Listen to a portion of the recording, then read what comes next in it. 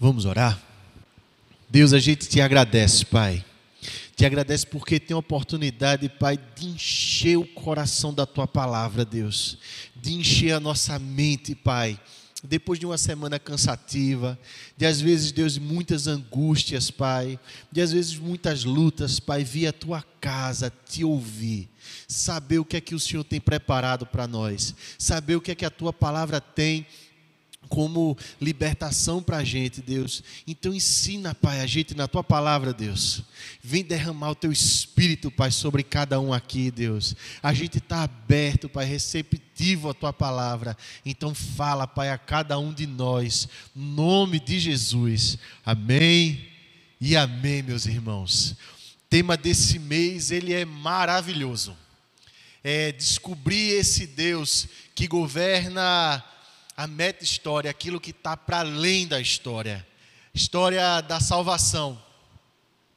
Ao longo dos séculos, homens, pensadores, cientistas das mais diversas áreas, dos mais diversos campos do saber, vêm exercendo um papel de muita importância na forma de como cada ser humano encara a vida. Esses pensadores, eles ensinam, eles levantam teorias, formas e ensinam a cada um de nós, de alguma maneira, como nós devemos encarar a vida.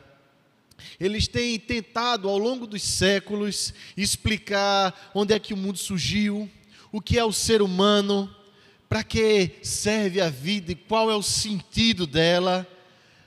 A gente vê os homens tentando explicar isso ao longo da história, e inicialmente essa ciência moderna que surge lá no iluminismo compartilhava a ideia do cristianismo, de que havia um Deus racional, que criou o universo de forma racional, e que esse homem, como imagem e semelhança desse Deus, portador, portanto, de uma razão, poderia descobrir mais sobre a criação. Até então, a ciência não enxergava a existência como um fim em si mesmo. Nesses primórdios, nesse começo aqui, nessa redescoberta da ciência, a ciência não enxergava o homem ou a ciência própria como um fim em si mesmo. Deus e o homem não seriam, então, parte de um mecanismo fechado. Deus poderia afetar os processos cotidianos, normais da natureza e da vida cotidiana do homem, não é? Ao mesmo tempo que Deus daria ao homem certa medida de poder para que, orientado por ele, pudesse também afetar sua própria realidade. Só que essa ciência foi evoluindo, se é que a gente pode dizer assim. Essa ciência vai tendo uma continuidade. E após esse período da renascença, reforma, o estágio imediato atingido logo depois foi aquele que veio com Kant, foi aquele que veio com Rousseau.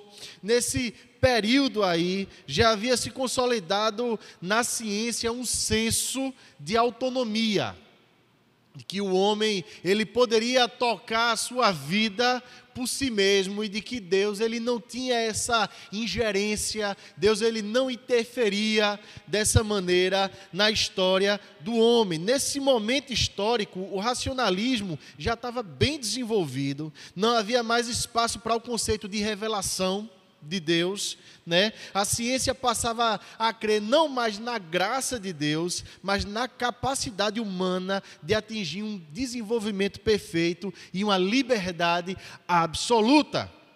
Nessa liberdade, não haveria necessidade de um redentor. Foi quando a humanidade começou a pensar, a supor, a conjecturar, com base nas suas próprias teorias, de que o homem poderia salvar a si próprio mediante a ciência. Ele poderia explicar ele mesmo, ele poderia explicar de onde o mundo surgiu, ele poderia explicar o que é o ser humano e qual é o sentido da vida por si mesmo. Abriu mão do Redentor.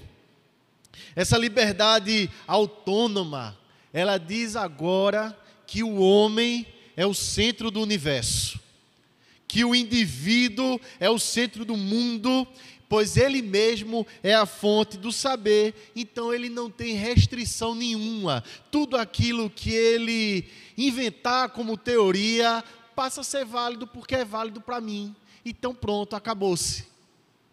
É a valorização muito mais agora do indivíduo. Nesse sentido, tudo pode ser realizado mediante a força de vontade. É onde surgem muitos pensamentos daquele que a gente escuta por aí, basta você querer.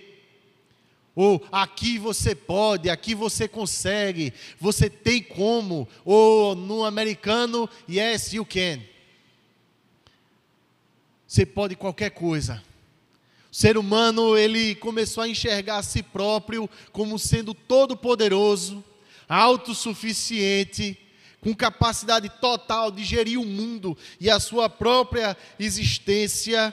Nesse momento histórico, aí Deus ele foi tirado de cena como centro do universo. E toda a criação ela foi reduzida a uma máquina mais ou menos complexa que se pode compreender mediante a explicação da ciência. O homem ele confinou a si próprio na tentativa de buscar liberdade na própria ciência. E ele não consegue mais enxergar nenhuma verdade que a ciência não possa explicar. Então, nesse sentido, a humanidade ela começou a tentar explicar a própria vida sem Deus. É importante a gente saber disso, porque muitas vezes a gente não sabe de onde é que veio a forma da gente pensar. Como é que a gente explica a nossa própria vida? Por que o mundo é do jeito que é? Por que as pessoas pensam como pensam? Se a gente levar esses fatos históricos em consideração, a gente vai simplesmente pensar que o mundo foi dormir de um jeito e acordou de outro. E que a realidade tal como ela está posta sempre foi assim e na verdade não foi. O que houve na verdade foi um processo de distanciamento de Deus. Um processo de abandono da fé, gradual, paulatino, muitas vezes bem intencionado. O objetivo da gente aqui não é demonizar a ciência, não é dizer que deve ser abandonada, mas é tão somente explicar como é que a gente chegou ao ponto que chegou.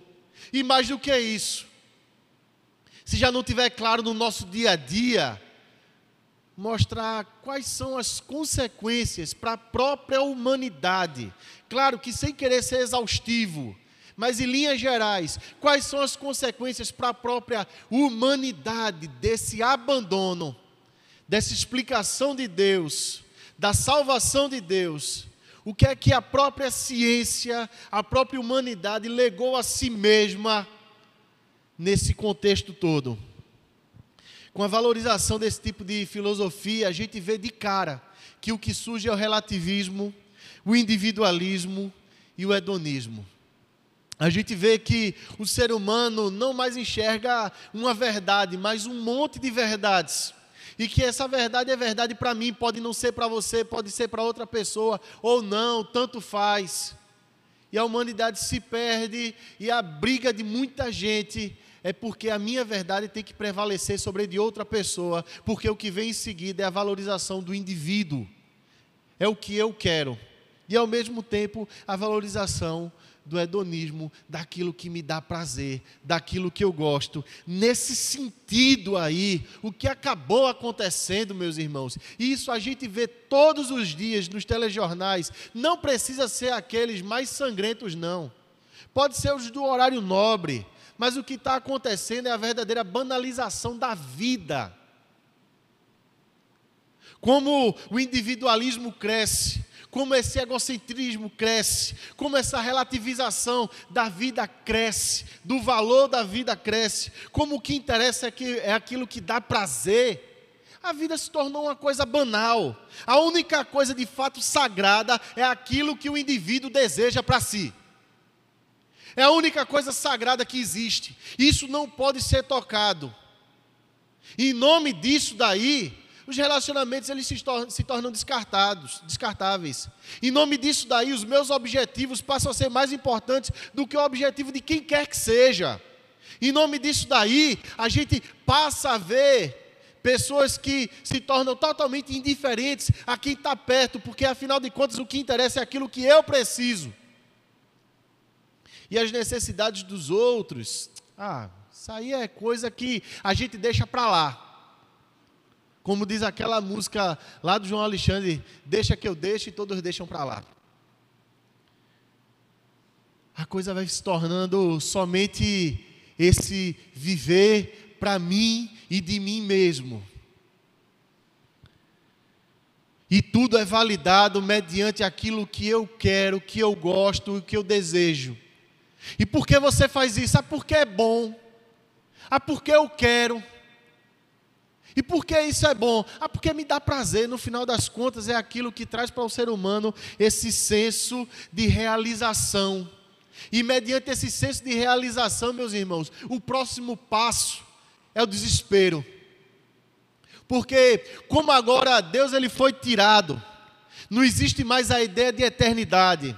Não existe mais a ideia de salvação numa vida para além dessa. Não existe mais a ideia de vida eterna. Não existe ideia mais de céu. O céu tem que ser vivido aqui e agora. As coisas têm que acontecer para mim aqui e agora. E o desespero de todo mundo é conquistar um lugar que tenha para você todo o conforto e todo o prazer que, afinal de contas, você merece. Por quê? Porque eu sou importante. E quem disse isso? Eu mesmo. E você vai ser importante para alguém, desde que você aprove a conduta do outro, faça bem ao outro o tempo todo, porque você pode ser descartado a qualquer momento. Então, a humanidade vive essa banalização da vida. A humanidade vive esse desespero por conforto, por prazer aqui e agora, a qualquer custo. A dormir bem, nem que seja mediante uma chuva de remédios, nem que seja mediante todo tipo de prazer, de lazer, de distração que eu puder ter para mim. Porque no final das contas, o que se respira todos os dias é uma verdade que dizem para você e para mim que essa é a única oportunidade que você tem. Agarre ela e não solte mais. Esse é o único dia que você tem. E assim a gente vai vivendo a vida, fazendo uma contagem regressiva de perdas e de ganhos. E todos os dias passa a ser somente uma espécie de desespero constante de que o tempo está passando e eu não estou fazendo, eu não estou realizando, e que sempre existe algo a mais que eu não tenho e que eu gostaria muito de ter, mas é alimentado ao mesmo tempo a ilusão de que se você lutar bastante, você vai conquistar esse céu na terra. Meu querido irmão, vamos pensar numa lógica de que se isso fosse uma realidade, suicídio seria uma coisa específica para pessoas pobres e desvalidas e não para a gente abastada. Mas um dos fatos interessantes, observado por alguns estudiosos, é que a taxa de suicídio nos campos de concentração era menor do que as taxas de suicídio hoje. As pessoas queriam ficar vivas. Mas hoje em dia as pessoas parecem que não querem mais, apesar de muitas dessas pessoas viverem em total e pleno conforto material, em realizações e diplomas, em artistas que são reconhecidos, que são premiados, mas preferem tirar sua própria vida do que permanecer vivo aqui e agora. Nesse sentido, a falha aqui da racionalidade humana foi achar que ela própria poderia responder a todas as necessidades dessa humanidade. Essa necessidade de não estar somente vivo, mas de se sentir vivo. Não é essa necessidade de viver um dia após o outro, numa espécie assim de momento mágico da existência, mas é de ter aquela vida que pulsa aqui dentro, aquela vontade de exultar, aquela vontade de existir, aquela necessidade de sorrir que a gente tem. A ciência não consegue explicar como é que se consegue isso. De fato, quando tudo o que o ser aspira se resume a esse mundo, a morte e a perda se tornam uma existência, uma experiência diária. O homem se torna digno de pena. E quando isso acontece ao cristão, ele se torna o mais infeliz de todos os homens, o mais miserável, o mais digno de pena de todos os homens. Colocar as esperanças nesse mundo e nas coisas desse mundo é uma declaração pessoal de sentença de morte. Como é que a gente pensa nisso? A gente, na saída para isso, aí eu vou te convidar agora, depois dessa introdução rápida, a abrir a palavra de Deus lá na primeira carta de Paulo aos Coríntios, no capítulo 15, a gente vai do versículo 19 até o versículo 28. Carta de Paulo aos Coríntios, primeira carta de Paulo aos Coríntios, capítulo 15, dos versículos 19 até o versículo 28, para a gente pensar aqui brevemente, o que é que muda se a gente crê na ressurreição? O que é que muda para a gente?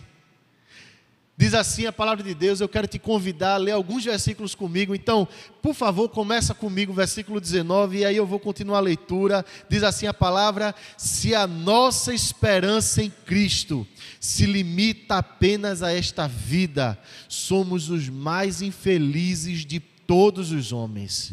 Mas, de fato, Cristo ressuscitou dentre os mortos, sendo Ele as primícias dos que dormem.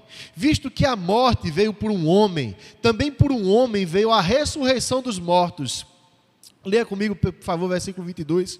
Porque assim como em Adão todos morrem, assim também todos serão vivificados em Cristo.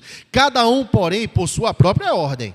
Cristo, as primícias, depois os que são de Cristo na sua vinda, e então virá o fim. Quando Ele entregar o reino ao Deus e Pai, quando houver destruído todo o principado, bem como toda a potestade e poder, porque convém que Ele reine, até que haja posto todos os inimigos debaixo dos pés. Leia comigo, por favor, versículo 26. O último inimigo a ser destruído é a morte, porque todas as coisas sujeitou debaixo dos pés. E quando diz que todas as coisas lhe estão sujeitas, certamente exclui aquele que tudo lhe subordinou. Quando, porém, todas as coisas lhe estiverem sujeitas, então o próprio Filho também se sujeitará àquele que todas as coisas lhe sujeitou, para que Deus seja tudo em todos. Que texto maravilhoso! Que texto poderoso, meus irmãos! Porque a partir dos pressupostos que esse texto traz, a partir dessa realidade, a gente vê, meus queridos irmãos, que a gente pode crer na ressurreição de Jesus Cristo, exatamente como o Antigo Testamento falou, como o próprio Cristo disse que seria, e agora como Paulo, todo esse capítulo vem dizendo que seria e que de fato o foi. Os versículos anteriores a gente não leu pelo nosso pouco tempo, se bem que eu gostaria muito de ter lido, porque é um texto riquíssimo, mas eu acredito que eu ia matar um bocado de gente de fome. Brincadeira. Mas esse texto vem falando de Paulo explicando para aquele povo de Corinto que tinha gente que não acreditava na ressurreição, de que Cristo de fato tinha ressuscitado, e que isso fazia toda a diferença, porque Cristo veio ao mundo para pagar a pena pelos nossos pecados, ok? Crendo nisso, vemos que esse mundo não é uma máquina fechada. Crendo que Deus, Ele sai do céu, se encarna, se torna homem, que tem nome chamado Jesus. E o nome Jesus era um nome até comum na época, sabia disso? Jesus, Cristo não, Cristo é só um. E Paulo faz questão de chamar ele de Cristo. O Messias, escolhido, ungido de Deus. Ele é diferente, ele é homem, mas ele é diferente. Então, ele fala que esse mundo não é uma máquina fechada, que está simplesmente condenada a um ciclo de repetição, de nascer, crescer e morrer. Não, que há algo a mais, que há uma verdade a ser descoberta, que há um universo maior. Paulo está dizendo que tem uma vida para além. Paulo está dizendo que o mundo não é simplesmente uma existência vazia. Meu querido irmão, a ressurreição informa para você e para mim que existe algo além, e que mais do que isso, esse algo além está muito mais próximo do que a gente imagina. Existe um Deus aqui se revelando ao homem. Existe um Deus que interfere na vida humana. Existe um Deus que interfere de forma totalmente pessoal na vida humana, a partir do momento que ele se torna homem, sujeito às dores dos homens, à fome que o homem sente, à sede que o homem sente, à necessidade de dormir, ao trabalho que Jesus Cristo trabalhou. A todas essas coisas, Deus ele interfere de forma pessoal na vida humana. Ele conversa como homem, ele toca como homem, ele abraça como homem, ele disciplina, se relacionando com todos nós. Ora, Deus está perto, Deus não está longe, e há uma verdade maior para todos nós. Deus, ele interfere na vida humana, mas ele faz isso a partir da certeza de que havia uma sentença infinita, assinada não nesse mundo, mas no além desse mundo. Havia uma sentença e essa sentença precisava ser paga. E essa sentença ela tinha que ter um preço de sangue, porque era a sentença de vida. E vida não pode ser monetizada. Vida ela não pode ter outro valor que não seja o valor de vida. Então havia um preço de sangue a ser pago para além deste mundo. Mas a dívida tinha sido feita aqui nesse mundo. Então ela tinha que ser paga aqui e tinha que ser mostrada lá. E aí esse Jesus Cristo vem, paga essa dívida que condenava esse mundo.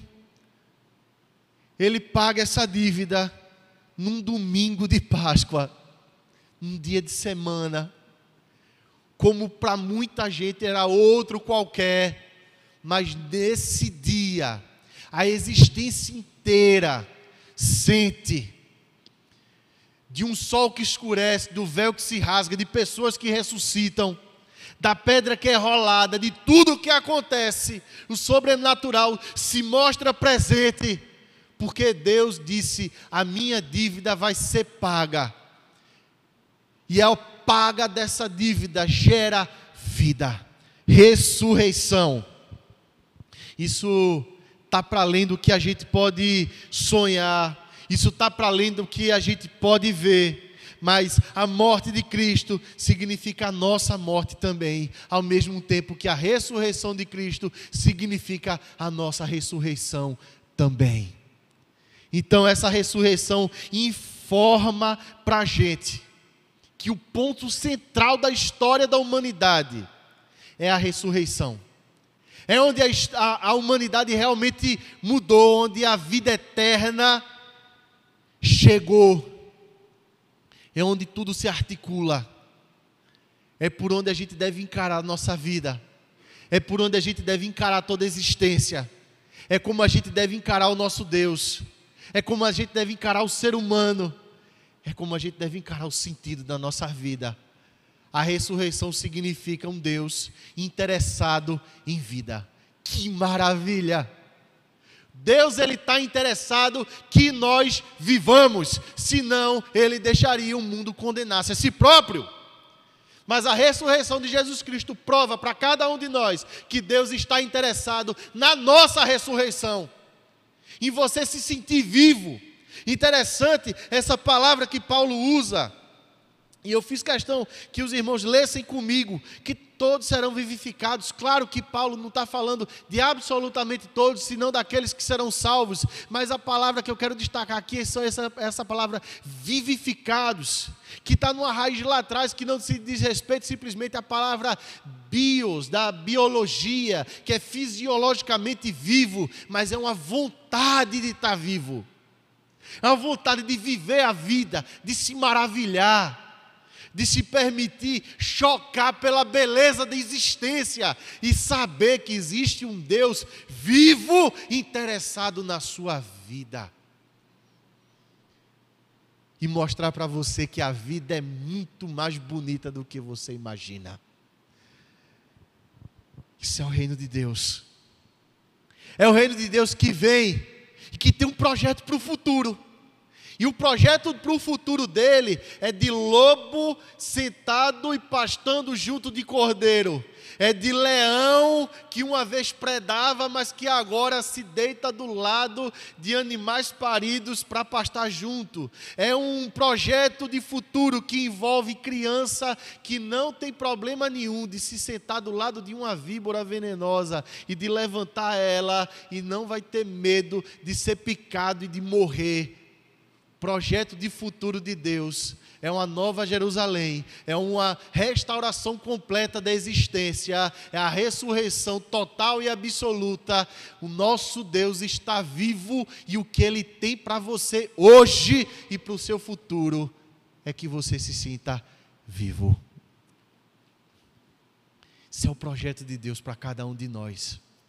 Meus irmãos, agora eu pergunto, por que é tão difícil para a gente encarar o sofrimento? Por que é tão difícil para a gente encarar o envelhecimento, enfrentar a enfermidade, a adversidade? Por que é tão difícil para a gente agir corretamente, quando a gente sabe que isso vai custar para a gente dinheiro, quando a gente sabe que isso custa para a gente reputação, quando a gente sabe que isso custa para a gente até a própria vida? Por que é tão difícil encarar essas coisas? É porque na nossa cabeça a gente ainda carrega a reminiscência ou essa herança triste de que essa vida é a única que a gente tem, de que isso daqui acaba aqui mesmo, e que quando você for para debaixo da terra terminou, e que o que interessa é quando você estiver velho, idoso e de idade avançada, você poder olhar para trás e dizer: eu curti a vida. Mas agora você entra em desespero, porque você parece que sente a vida escorrendo pelos dedos, se esvaindo, se acabando, e aí você passa a desesperar. Não é isso o projeto que Deus tem para a gente. Pelo contrário, a história da salvação diz respeito a uma salvação que começa hoje, diz respeito a uma vida que começa hoje, e que ensina para a gente que a gente pode enxergar esse mundo como sendo alvo do amor de Deus, como sendo alvo de um Deus que se interessa pela vida e que quer que a gente permaneça vivo. E na ressurreição a gente encontra amor verdadeiro, o amor que pagou com a própria vida para que a gente fosse vivo, ficasse vivo e esteja vivo hoje. Nesse amor verdadeiro a gente encontra a verdadeira plenitude. Por isso que eu achei tão interessante permanecer com o texto. O pessoal do grupo de louvor perguntou: é o mesmo texto? É o mesmo texto, porque esse texto fala de um bom pastor, e esse bom pastor maravilhoso, ele dá a vida pelas ovelhas. Ele fica e ele paga o preço, ele não se queda, mas ao mesmo tempo esse bom pastor, ele é poderoso para suplantar a própria morte. Aí eu vou te perguntar assim, meu querido irmão, você tem medo de quê? Se o teu bom pastor está vivo e ele quer que você viva eternamente, você vai ter medo de quê? Aí a gente passa a encarar esse mundo como ele deve ser encarado. Agora, é como se os nossos olhos eles estivessem abertos e a gente começa a encarar a vida como ela deve ser encarada. As coisas desse mundo, elas são passageiras, meus irmãos. Não existe nada que seja eterno, porque tudo nesse mundo vai passar, mas nada vai passar sem significado. Tudo vai ter um significado. Desde que a gente encare o mundo e as coisas do mundo pela ótica da ressurreição, tudo vai passar, mas tudo vai deixar um ensinamento. Ensinamento básico de que o meu sofrimento, se hoje existe aqui nesse mundo, na glória não vai existir. E minha alegria, que se agora existe, na glória ela vai ser multiplicada ao infinito. Se já tiver a sensação de você estar de repente em família, aquele ambiente gostoso, de você estar com seus amigos, aquele ambiente agradável, de você estar num momento bom e você dizer assim, eu não queria que isso acabasse nunca. Ou então eu já vi dizendo assim, se Deus me levasse agora eu estava feliz. Sabe por quê? Porque um poeta falou uma vez com muita verdade, que toda alegria traz uma insinuação de eternidade. A gente quer eternizar aquele momento. Por quê? Porque a gente foi feito para a vida, povo. A gente foi feito para a ressurreição. A gente não foi feito para a morte, não. E vida é boa. Por isso que Deus chama de vida eterna. Porque é o melhor que existe e vai existir para sempre. Então, a gente passa a encarar as coisas desse mundo, as efemeridades, tudo que é passageiro assim. Meu sofrimento não tem a palavra final, ele passa. E as minhas alegrias, elas também vão passar, mas ao mesmo tempo, elas me recordam daquilo que está me esperando na glória. Qual é o senso de realização humano que pode chegar aos pés de quando você for recebido pelo seu Pai na glória, e Ele olhar para você nos olhos e dizer assim, entra meu filho na minha glória, servo bom e fiel, vem cá, entra aqui, você é bem-vindo e você não sai mais. Então tudo vai passar a ter significado. Tudo vai passar a ter um sentido para você, meu querido. Tudo vai deixar para você um ensinamento maravilhoso. Esse amor demonstrado de forma poderosa na ressurreição, deixa a gente tranquilo para a gente assumir as nossas responsabilidades hoje. Para a gente assumir até determinados riscos calculados, claro. Porque a gente não vai ter medo de que essas responsabilidades, sejam elas quais forem, vão nos destruir, nem vão poder gerar em nós ansiedade. A gente assume responsabilidades que são dadas pelo próprio Deus, como privilégio muitas vezes para a gente, mas a gente encara isso com um peso. Um dia feito hoje, de Enem, para tanta gente é um dia tão pesado. O privilégio de um curso universitário, às vezes é encarado com tanta dor, com tanto sofrimento. A perspectiva, de repente, do mercado de trabalho é encarado por tanta gente com tanto peso. E, meus irmãos, deixa eu abrir meu coração para vocês por um minuto. A quem interessar possa, a Mari está grávida.